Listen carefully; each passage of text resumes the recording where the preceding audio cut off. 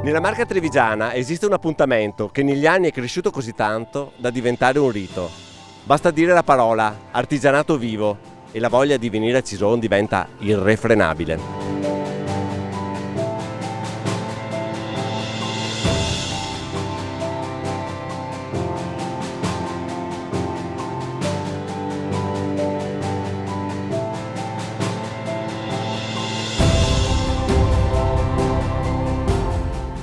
Cala la sera e il fascino aumenta, con le luci Cison è ancora più bello.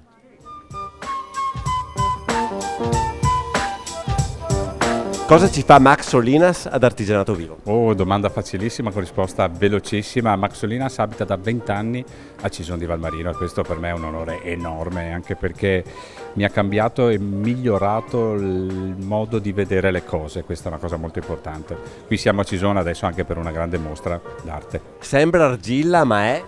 crema di pistacchio. Ad Artigianato Vivo anche cani e gatti hanno il loro spazio. Certo, guinzagli, collari, tutto, cani e gatti, tutto riciclato. Una trottola per grandi e piccini. Per tutti quanti quelli che vogliono giocare e anche per il ricordo agli anziani. Cosa c'entra Leonardo da Vinci con Cison di Valmarino? Ma Leonardo da Vinci per me c'entra perché ho iniziato questa attività, questa passione, proprio qua a Cison 20 anni fa, con una prima mostra. 10 anni dopo, nel 2009, l'ho rifatta, bonsoir, e adesso sono passati 20 anni, eccomi qua, e la passione mi ha portato lontano, queste macchine girano il mondo insieme ai miei libri.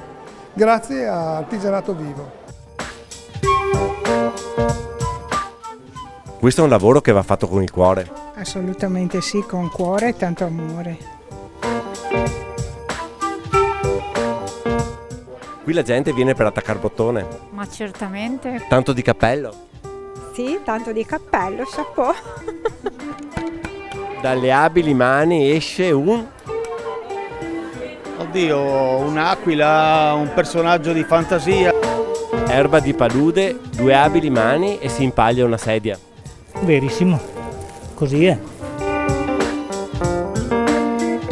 Va bene artigiani, ma la gente viene anche per mangiare. Sicuramente qua c'è una bella griglia, siamo tutti amici e cuciniamo per questi turisti che vengono a Cison.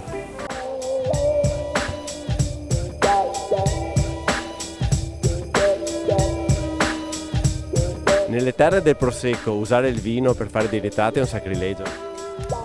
Beh, oddio, usiamo vino rosso, quindi dai, non è Prosecco, non lo sprechiamo il Prosecco.